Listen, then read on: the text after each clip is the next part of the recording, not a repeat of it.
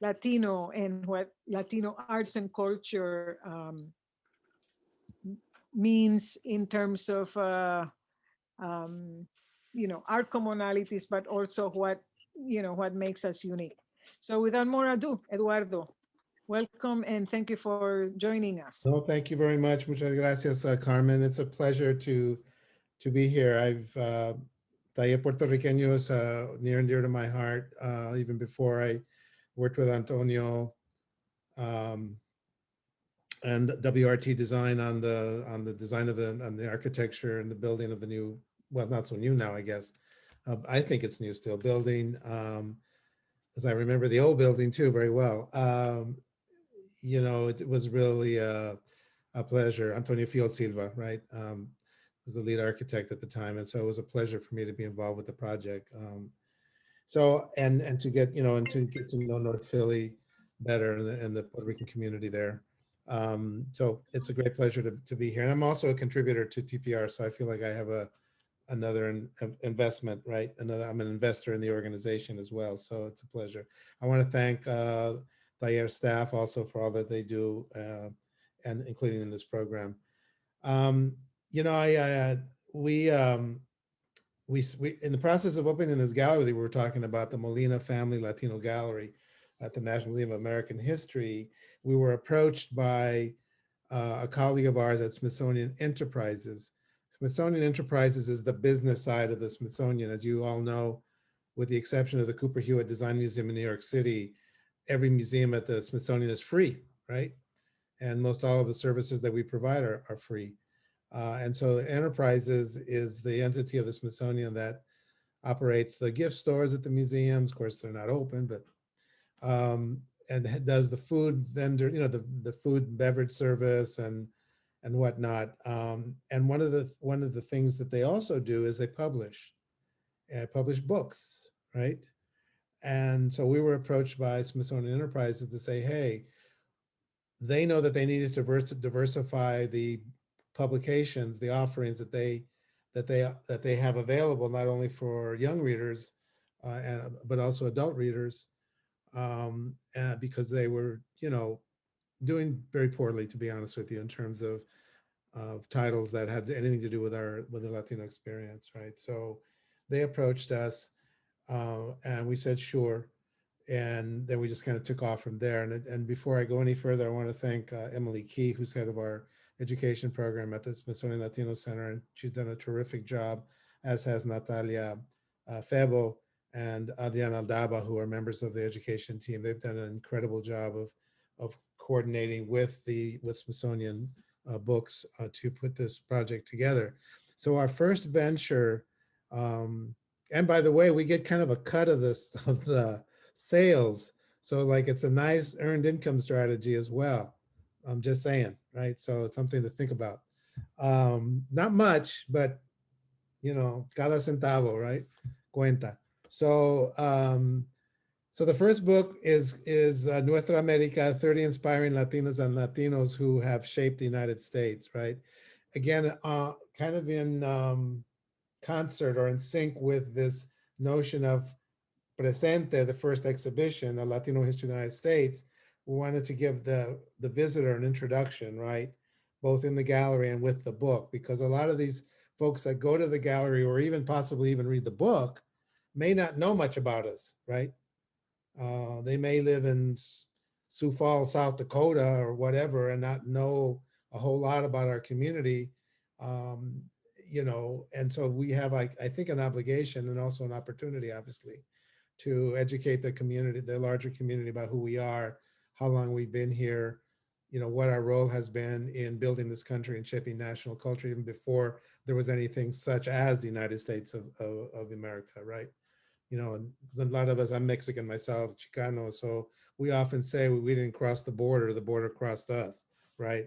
After the Mexican-US War of 1848. So anyway, we were very lucky to partner also through Smithsonian Enterprises, headed by Jill Corcoran, who's our dear colleague at the Smithsonian Enterprise Unit, to collaborate with Running Press Kids. Um, and we landed on a very talented author who you're going to hear from in a little bit, and a great illustrator as well. And so this first book, and again, we're starting with younger readers.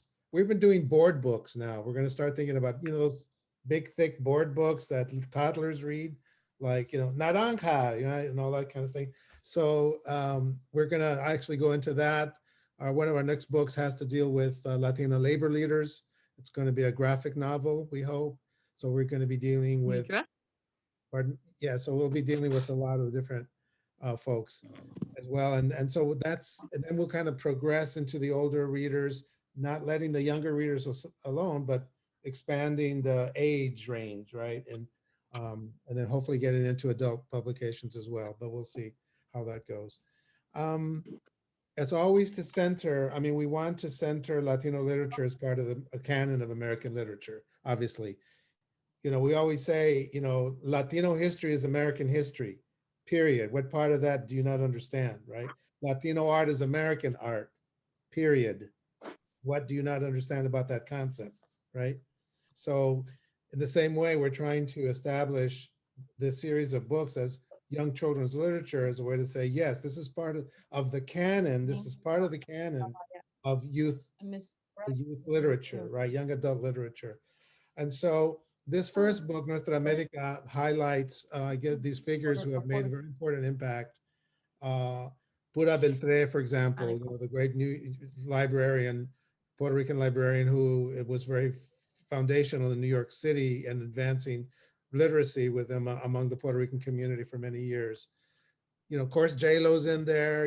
We got all kinds of folks in there, including a doctor by the name of C. David Molina, who is the inspiration for the Molina family Latino Gallery. He was a doctor, a medical doctor, who became involved with emergency room practice and noticed that there are a lot of people were coming into, this is in Long Beach, California, and noticed that a lot of people were coming into the clinic, into the emergency room, who really didn't have emergencies, but didn't have anywhere to go for regular medical care, right? So he saw an opportunity, and opened a clinic. He had a hard time getting financing because while he was a doctor, he was also Mexican, and he had a difficult time getting bank financing. But that's a whole other story. But anyway, one clinic led to two clinics, three clinics, 12, 24 clinics, and then Molina Healthcare emerged as a major HMO organization and traded on the stock exchange and within the Fortune 500 range. So they had five children. He and his wife Mary, a teacher, had five children, and each of those family members have given $2 million each, and they're the lead gift for the Molina Gallery. So he's in the he's in the book as well, because he was a social entrepreneur who who saw a need in the community, because there's mostly Black and brown folks going into that emergency room. Let's face it, right? Not unlike today, by the way. So anyway, he's in there, and there are other notables. I can go on and on, but I won't, because I'm sure I'll miss a bunch of them. Anyway, 23 of those figures are actually going to be, of those individuals rather, are going to be featured in the opening exhibition, and so which will open in 2022. So we hope that this book is serves as an introduction to some people who have made important contributions in this country and from our community, and that it will also be a very valuable teacher tool, a tool for educators, right, to work with their students to introduce Latino History 101, right? And of course, if they're dealing with, Latino students, it's a way of validating our experience and our history through many years. So I would like to now, with that introduction, and I'm sorry if I went on a little long, I wanted to introduce Sabrina Vourvoulias, who is the first writer in this series, and she's with us here. And it has been a pleasure to work with somebody who is obviously well regarded, award-winning, editor, writer, and digital storyteller. Grew up in Guatemala. Unfortunately, I, of course, had to leave, talking about conflict and U.S. imperialism, but we don't go there right now. But yeah, that's a whole other story that we'll be dealing with in the gallery, I can guarantee you, and part of the history. But she's also the author of Ink, which was named the Name to Latinidad's Best Book of 2012. And we were very fortunate to to work with running Press Kids and with our own Smithsonian Enterprises to land Sabrina to do this book together with illustrator Gloria Felix. So, Sabrina, I'll turn it over to you. Thank you so much for your work. We couldn't have gotten off to a better start with our book series, and we're very proud of the publication. And so, thank you. I'll turn it over to you. Thank you, Eduardo. And let me say that it was a real pleasure to write this book in part because it introduced me to a number of people I didn't know anything about, who have some of them turned out to be really delightful in real life. Silvia Acevedo, for example, who, when the book came out, was tweeting her thanks for being included. And here's the head of the Girl Scouts, a rocket engineer, a tech entrepreneur, and she's thanking us and thanking me for including her in it, and it's terrific. um I had thought maybe to read the entry for Julia de Burgos, since the taller bookshop is named in honor of her. And I also want to say, as a Latina myself, as somebody who came to the United States uh, at the age of 15, um, and came to uh, at that point outside of Philadelphia, an area with very few Latinos, and never saw any Latino names or books in my library, that I look forward to um, kids who may never make it to the Smithsonian, but who will be able to see this book on the shelves of their school libraries or just the public library and feel validated by it, as you said. So, anyway, Julia de Burgos, 1914 to 1953, poet. I am life, strength, woman.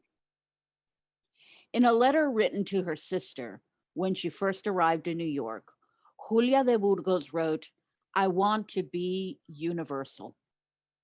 Though she died at the young age of 39, the Puerto Rican poet and advocate for Puerto Rico's independence achieved her dream. There are monuments to her in Puerto Rico, a street named after her in East Harlem, schools named after her in New York, Philadelphia, Chicago, and Puerto Rico, postage stamps that commemorate her in the United States and the Dominican Republic, and countless murals and artworks that celebrate her as a poet, a feminist, and an Afro Latina trailblazer. She was born Julia Constanza Burgos Garcia in Carolina, Puerto Rico. Julia was the eldest of her 13 siblings, 7 of whom died in childhood. The family was working class, and she attended college on a scholarship, graduating with a teaching certificate at the age of 19. She accomplished a lot very quickly.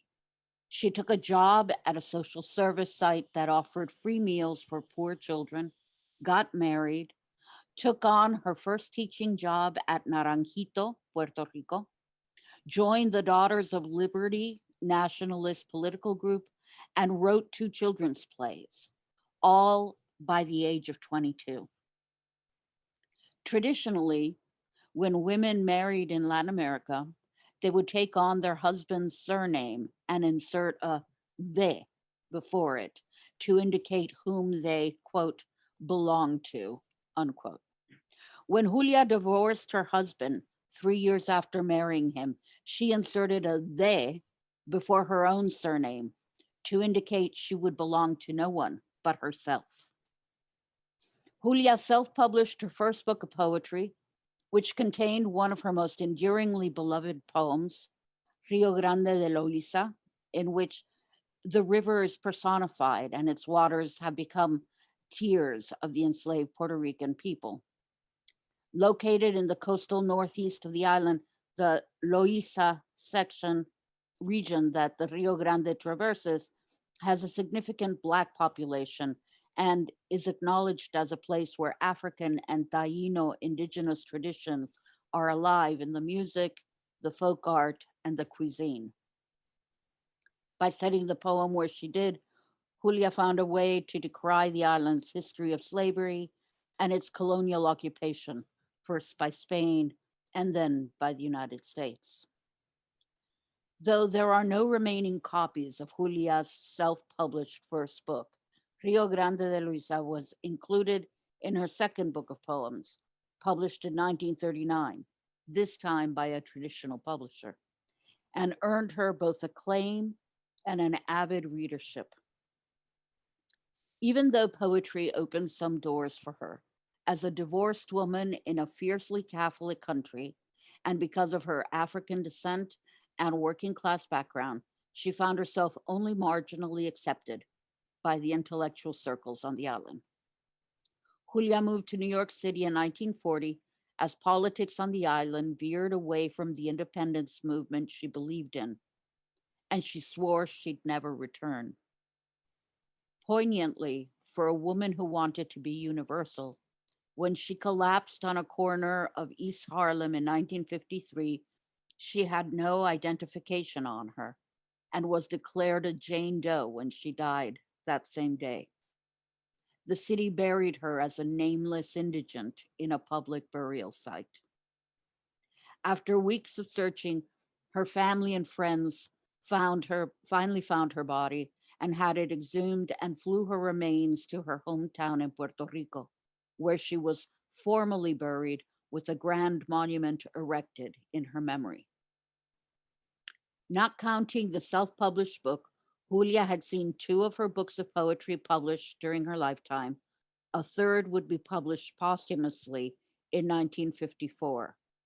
But even with such limited poetic output, she has become she has come to be considered one of the most influential Puerto Rican and Latin American poets of the 20th century.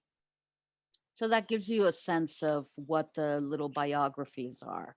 Um, and maybe I'll read one of the ones that was um, one of my favorites to write. It was somebody who, uh, even though I grew up in my family was in my mother was Guatemalan and I grew up in Guatemala. My father was a big baseball fan, and because we didn't have any regional allegiances to U.S. Baseball teams, my older brother happened to be a Pittsburgh Pirates fan, and he we of course knew Roberto Clemente from his play, and even in Guatemala we knew his name.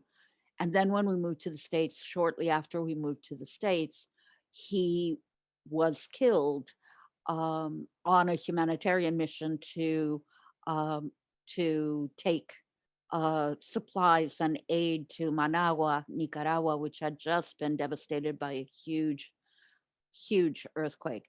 And so I knew a lot about Roberto Clemente to start with. But the reason I loved the doing this little biography is that um, it really enabled me to see aspects of him I had no idea existed. For example, he had a fantastic throwing arm, which he attributes to his mother. So you'll hear about that in the piece. So Roberto Clemente, 1934 to 1972, baseball player. Roberto Clemente was the first Latino superstar of Major League Baseball. He racked up lots of firsts in his 18 Major League seasons. First Latino starting player to help win a World Series in 1960. First Latino to receive a National League Most Valuable Player award in 1966, and first Latino to receive a World Series MVP award in 1971. He even racked up a first after his tragic death in 1972. In 1973, he was the first Latino inducted into the Baseball Hall of Fame. Born in Carolina, Puerto Rico, boy, two people from Carolina. Born in Carolina, Puerto Rico, he was the youngest of seven children. His father was a foreman at a sugarcane plantation, and his mother was a laundress who did additional odd jobs at the plantation. Roberto's father also used his truck to help deliver sand and gravel to the building sites of a construction company. Roberto helped his father load shovels into the construction company's trucks and earned money delivering milk to a nearby store. Roberto loved baseball and often went to watch games where many Negro League players and later Major League players went to play winter ball. When he was 14, Roberto joined a softball team. I loved the game so much, he wrote in a journal, that even though our playing field was muddy and we had many trees in it, I used to play many hours every day. In high school, he excelled at javelin and high jump, and it was thought he might represent Puerto Rico in the Olympics. Later, people would attribute Roberto's strong throwing arm to his training with the javelin, but Roberto saw it differently. My mother has the same kind of arm, even today at 74, he said in a 1964 interview. She could throw a ball from second base to home plate with something on it. By 18, Roberto was playing with the Cangrejeros de Santurce of the Puerto Rican Baseball League. He caught the eye of a scout for the Brooklyn Dodgers, but wasn't signed until 1953. He was looking forward to playing in New York, where he knew many Puerto Ricans lived. But the Dodgers instead sent him to play for their farm team in Montreal. And in the November 1954 draft, the Pittsburgh Pirates, with the worst record in the majors during the postseason, signed him. Roberto would play his whole career in the majors with the Pirates. In 1960, his batting average, 312, excuse me, it's not, I'm going to verify that, 312, and 94 RBIs led the Pirates to the World Series. Over the next 7 years, he won 4 National League batting titles, an MVP award, and he began what would end up being 12 consecutive Golden Glove Award seasons in 1971. Roberto led the Pirates back to the World Series and was named the MVP of the series. The year after that, he reached his 3,000th career hit. Throughout his career, he stood up for himself and other Latino players who were routinely accused of being lazy and faking injuries. He also worked to get Latino players the recognition he felt they deserved but weren't getting. Roberto made a point to return to Puerto Rico to hold baseball clinics and play for and then manage Puerto Rican league teams during the winter season. He was there when he heard about the massive earthquake that devastated Managua, Nicaragua's capital city, on December 23rd, 1972. He raised money and purchased food and medicine to fly into Nicaragua in humanitarian relief. On New Year's Eve, he was in a cargo plane full of supplies headed for Nicaragua when it crashed off the Puerto Rican coast. Everyone on board died, and Roberto's body was never found. The Baseball Hall of Fame waived its usual 5-year waiting period and inducted Roberto after he died. Felipe Alou, the longtime Major League Baseball player, coach, and manager, hailed Roberto as our Jackie Robinson in acknowledgement of the path he forged for Latino players. Beloved as much for his humanitarian efforts as for his baseball skills, Roberto is an enduring source of pride for, for Boricuas everywhere. So maybe if people have questions, Eduardo and I can answer them, or whoever else is here from the Smithsonian. Yeah, definitely do that. But let's share the image of the book. that has pictures of the people. Um, Which the book can be purchased at the Julia de Burgos bookshop at Taller Puertorriqueño. so Yes, let we're me. out of stock right now, but we should be getting more in very Oh, soon. it's out of stock. Well, here, I'm just going to put it up here so you can see it until Carmen finds the better image of it. But there we go. And I don't, Eduardo, maybe you can tell me more about Gloria. I met her through, like, after the book was published, but I love her. Her paintings are so colorful and make it such a fun book to leaf through and hold. So she's from Mexico originally, right? But now in LA. Yeah, and what happens is that when we work with the publishers, they really are the ones well, I see a series of somebody's emailed here, but anyway, yeah, the publishers really are the ones that we work closely with them, and they are the ones that select, a group of authors and illustrators that they look with it, that they look at, that they assess. We submit our I think Emily put a link to in the chat, by the way, in case you're having trouble. But yeah, we work with them. We have an opinion, but really it's their call, right? And so we were pleased. We to be honest with you, there were some of the illustrations we thought were a little bit off, and we went back with the illustrator to have them make Can you some see the adjustments. image now? Yes. Yeah. Yes. Now it's on screen. So we had to go in and make a few adjustments, right? Like, for example, like Celia Cruz, I love it. What are you gonna say, right? But Celia Cruz, she's gap tooth, right? She has a gap tooth, right? And so the first version of the illustration came back without, like just regular, whatever, regular, quote unquote, regular tooth, right? And I'm going like, no, no, no, no, no, no. That's one of the things that makes Celia, right? The way she looks. She has a gap tooth. I mean, that's it. Can't have that. It's got to be.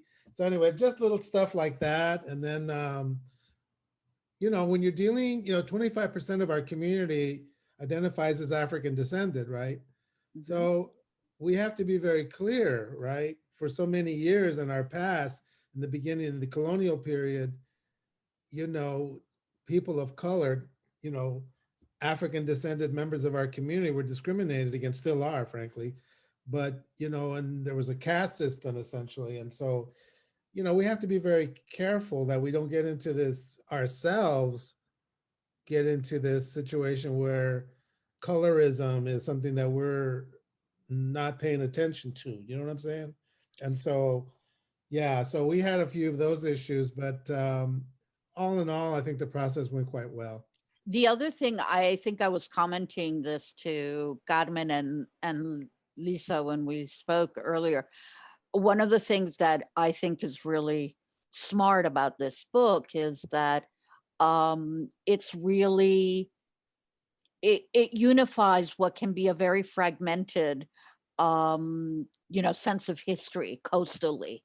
So for example, I mean, us in Philadelphia, we know Julia de Burgos. We have a Julia de Burgos school. We have, this is part of, who we are, and we understand and know this history. But not, if you're on the West Coast, Julia de Burgos may be a revelation to you.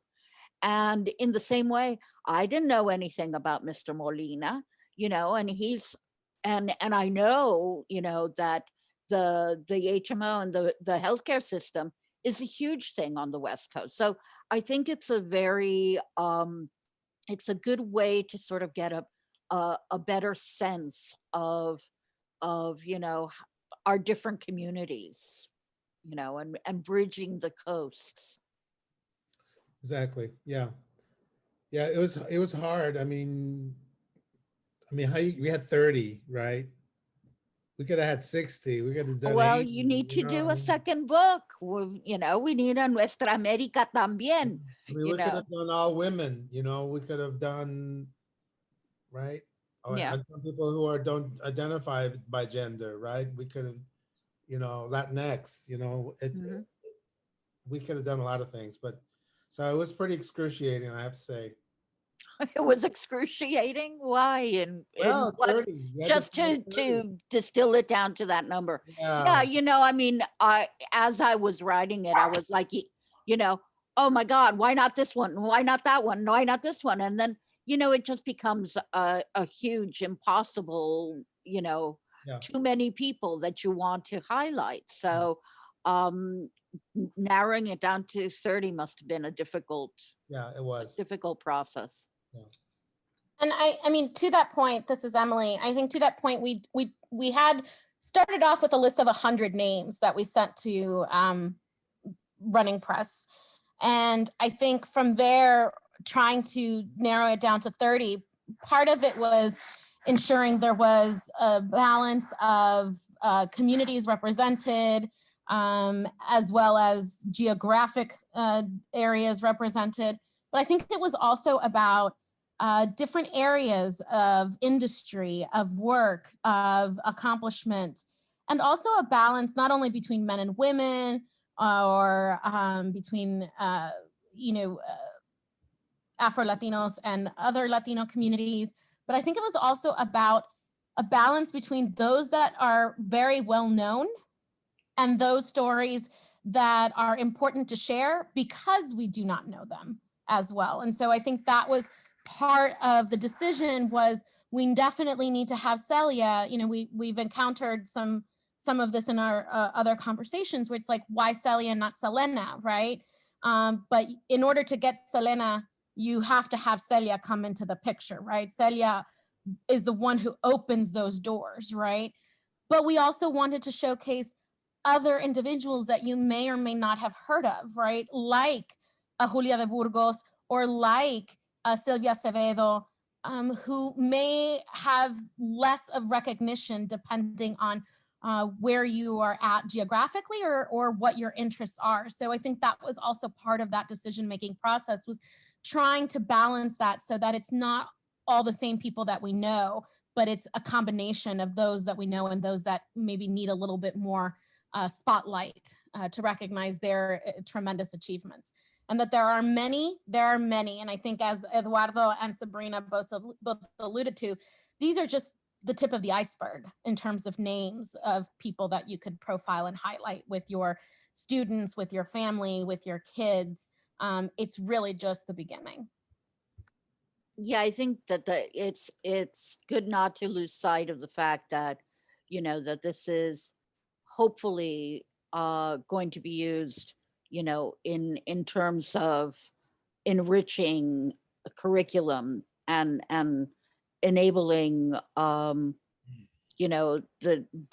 depth of understanding to take place in an interactive way, so that yes, so Selena isn't in it, and I can understand why that's a disappointment to folks, but that it enables the child and the teacher to interact on, okay, maybe how would you write Selena's biography, what would you highlight in it, and that I think not only enables the children, the readers, the anticipated readers of the book, to think of these people in their place in the history and the present United States as we know it, but also to maybe stretch their own creativity in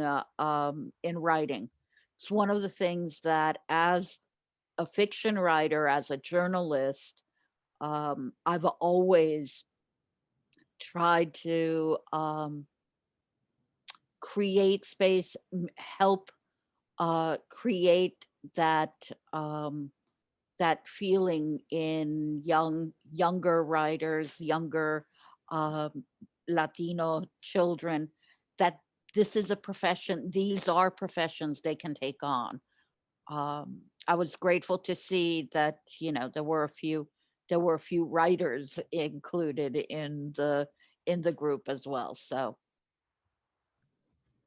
there's not that many of us today. So if anybody, wants to make a comment or ask a question, please go right ahead. I have a question, Sabrina. So Sure. you guys were talking about how it was hard to choose just 30 people. And I'm sure when you were researching all of them, you encountered a similar problem with just like the wealth of information about each person and having to write They're short highly biography. variable. No, very variable. Oh, really? Some of them, it was very hard to get information Yeah. about them.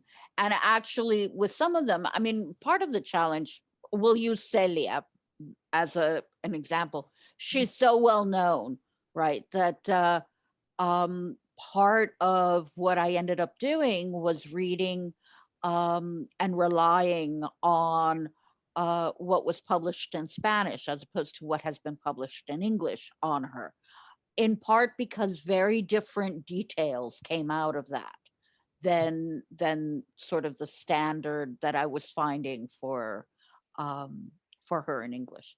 But there were some that were more difficult than others. The physicist, what's his name? Luis, but he was called Louis.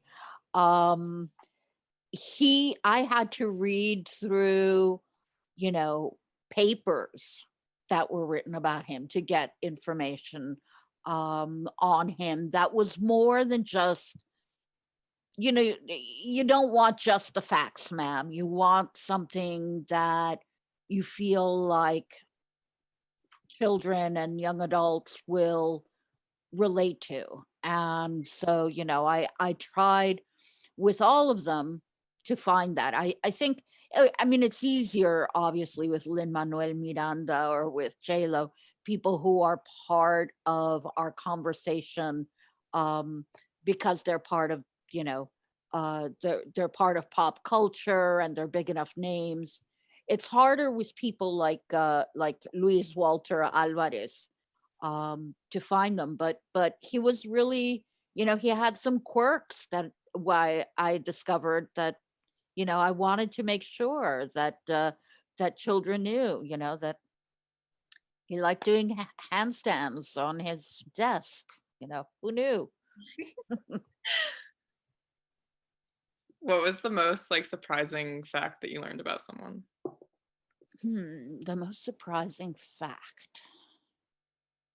Oh, actually, and this is somebody who I've interviewed. I've met her a bunch of times.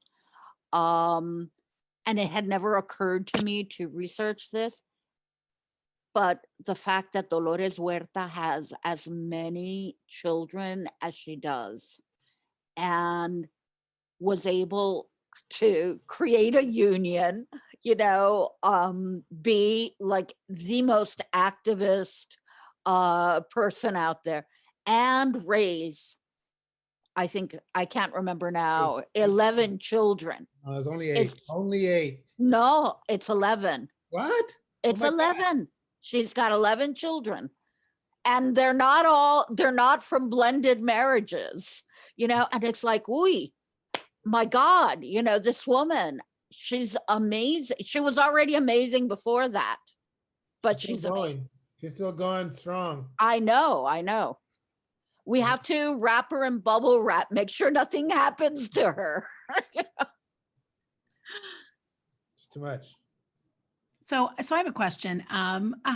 Welcome. I'm a board member here of Dayed, so I don't want to take any sales away from our gift shop at all. I will send people there.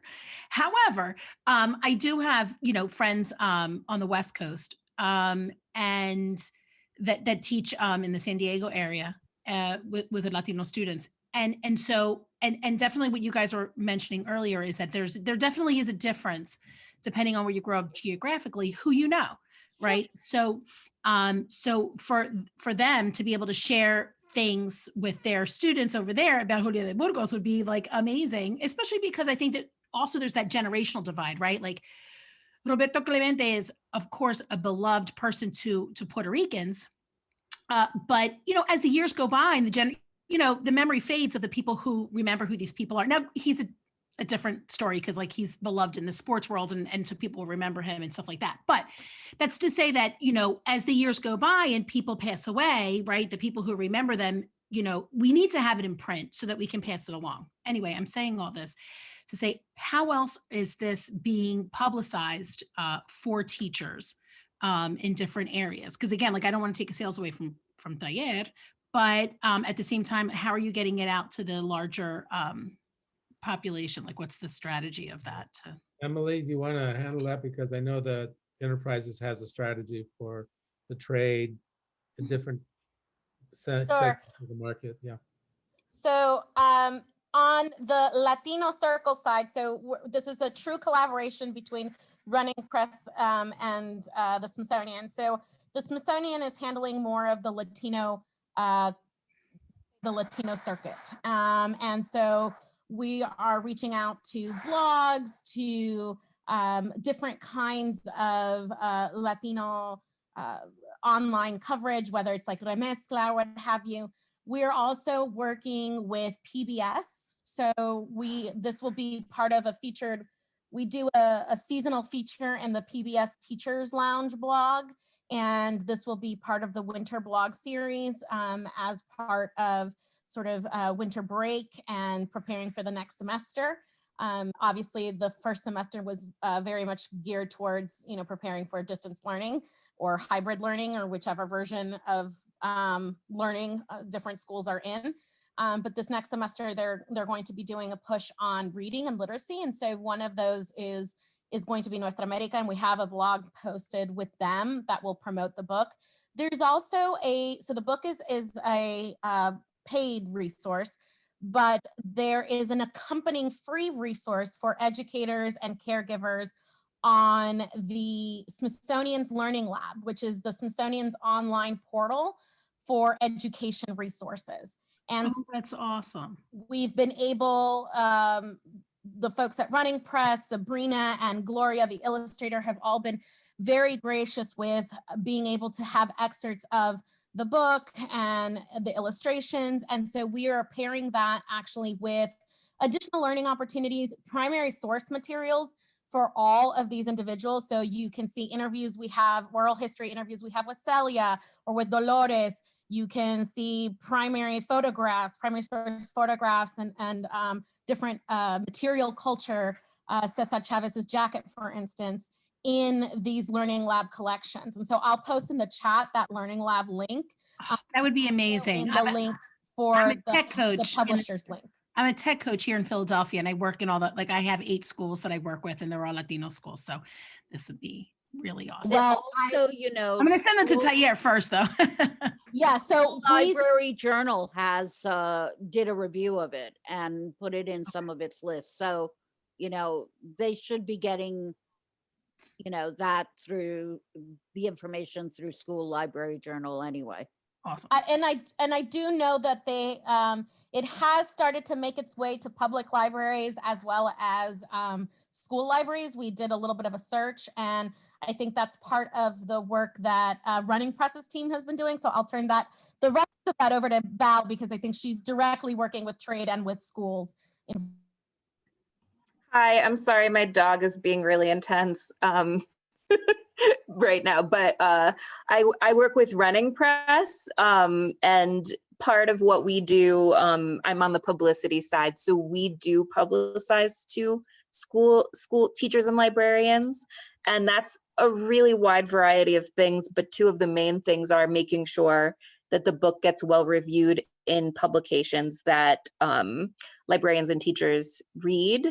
So like Emily said, like Book List and also School Library Journal, Publishers Weekly, all kinds of things like that, Kirkus.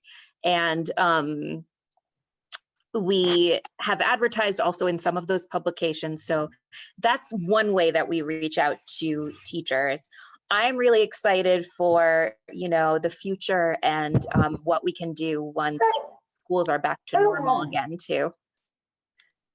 Hi, can I, this is Linda. Can I say something? Oops. Yes. Yes, the other group that you should look into is be like the boys club and the girls clubs and community groups that are working with youth. I think that's a market that could be beneficial because they're in contact with a lot of young people. That's a really great idea. Thank you.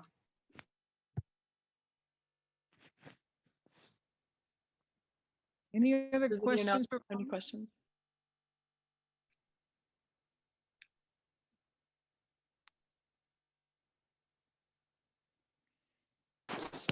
Well, if there's no other additional comments, Sabrina, Eduardo, the Smithsonian, this is an incredible project, um, overdue. And,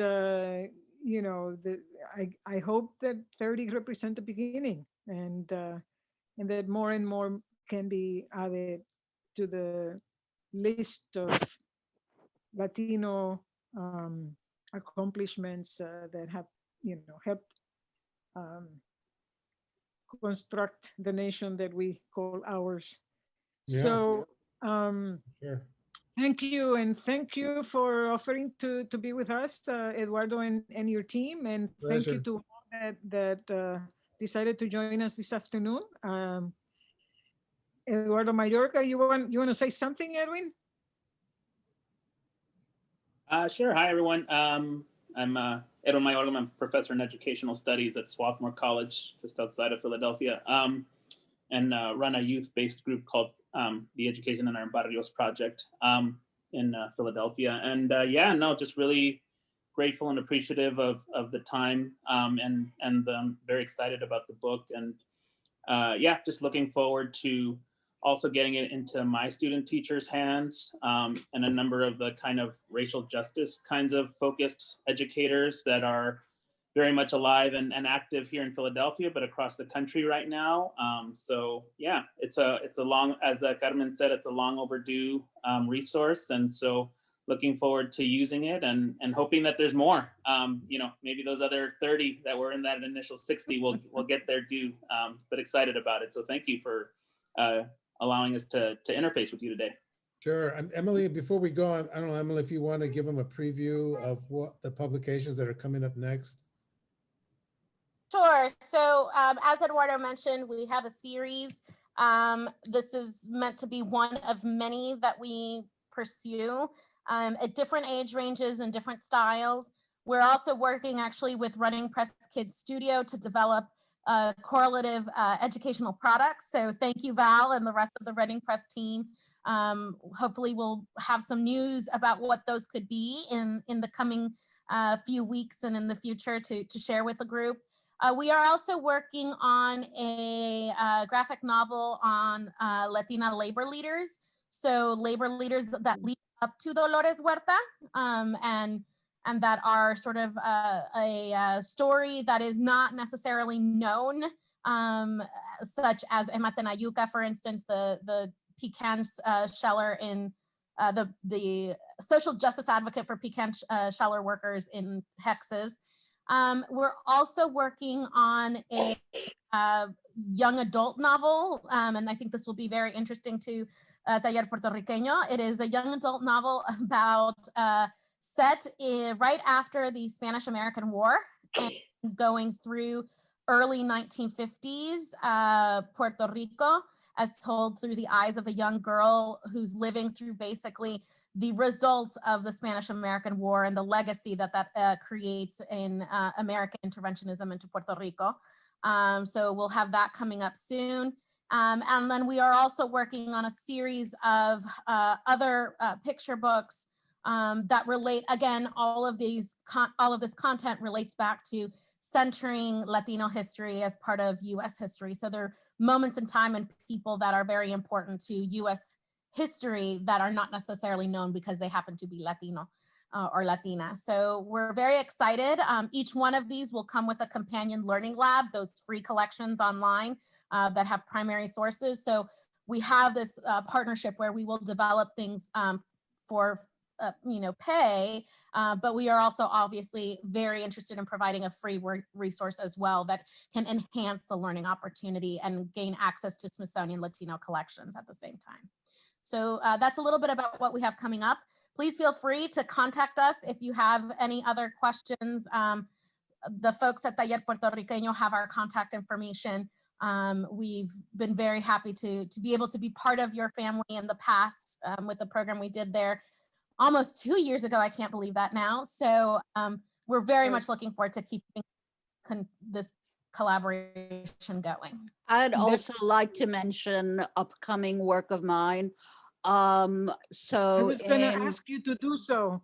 2021, Ohio University Press is putting out an anthology called Speculative Fiction for Dreamers, and has Latinos from across the US, all speculative fiction writers. So I'll be part of that. And upcoming fairly soon, within the next 6 months, will be an interactive story online from Apex Magazine, which Philadelphians might enjoy. It's a piece of fiction called Las Girlfriend's Guide to Subversive Eating. And it's actually sort of a tour through Philadelphia, of fictional, magical Philadelphia, through food. So those are two of the upcoming pieces that you should look for, in addition, of course, to every day on generosity.org, where, I write journalism about nonprofit organizations, and often nonprofits led by Latinos, like Taller. Indeed, we appreciate your keeping us in mind. So thank you, everybody. Any last minute comments? If not, thank you for joining us. It's been a pleasure. I had a comment. Okay, go ahead. I struggled getting on, so I'm sorry I was late, but from the website, when you press join, it asks for a password that wasn't there. So I want to thank Lisa for sending that over, and I sent it to one of my students, one of my mentees, Karime, so she's on here. Thank you for hosting this, and thank you, Sabrina, for covering our youth media organization in the past when we covered the National Democratic Convention, the only media source with high school students, right? So I'm bringing in the youth component, and you have been wonderful in supporting youth voice in that sense. I didn't know Running Press's part in all of this, so that was exciting because Motivos, the national bilingual magazine that I founded here in Philly almost 15 years ago, just hosted Cindy Cipala, Colombian-American Cindy Cipala, author of over 12 books, right? She's executive editor at Running Press. We hosted her on our Motivos Team Talk media mentorship session just a few weeks ago. I guess it was end of October already. And so now, and Karime, who's on here, yes, is going to be becoming a mentee of Cindy. So these connections are really beautiful. And just, I wanted to thank the Smithsonian for being here as well. We haven't had as much contact with you guys, but if our magazine can be of service, if we can collaborate, maybe with Running Press, we do have readers, that's my little one, in about 1,400 public libraries, school libraries, prison libraries. And so if we can help you get the word out, this sounds like an excellent resource. I love hearing about the learning labs. And we do an educator toolkit that goes out digitally to all of our schools and all the teachers and EL teachers and department heads that use it. So if there's some way to have further dialogue on that, I would love it. It'd be amazing. And Karime, if I know you don't have your video on, but if you want to say anything or ask any questions, I just want to invite you into this space of adults to do so as well. Karima, go right ahead. Unmute yourself. Hi, my name's Karime, and yeah, I wanted to thank you for just creating a book like this, because you see so many books like this about groups of other people, and of course that's great. It's just, I think, like, from my memory, this is like the first time where I'm seeing something that is a collection of all Latinos. like not even in my school I see these things. So it just makes me feel really happy and proud to see something like this, that, you know, just to see that not that we're finally getting out there, but um just to see this for my community, this sort of representation for the community I'm part of. So yeah. That's great to hear. And that's, of course, what we want. We want to, make sure everybody feels represented. I so I guess with Karime's message, um, hopefully allows me to to to make one last comment and finish in a really I don't know, futuristic note. Maybe is that, each one of our struggles um, pushes us a little bit further forward, right? So 10 years ago, this book was not only non-existent, it probably wouldn't have been possible. 10 years ago, the presence of a Smithsonian Latino Center wouldn't, also, not in any kind of reality. Um, Taller is now 46 years, but, I would say, even 25 years ago, we wouldn't think that we would be here. Motivos magazine, is spreading an incredible amount of work and leadership among youth, and that 15 years ago would not have been possible. So I think all of us, walk on other people's shoulders and move the struggle forward. And yeah, let's keep the good work. And next time maybe it will be 60 uh, illustrious people in the next book. So thank you everybody for participating, and have a wonderful rest of the weekend. It's gonna be Thank rainy and chilly today, and then maybe gorgeous tomorrow. Bye. Well, thank you very much. Nice meeting some of you and seeing Thank your you. faces.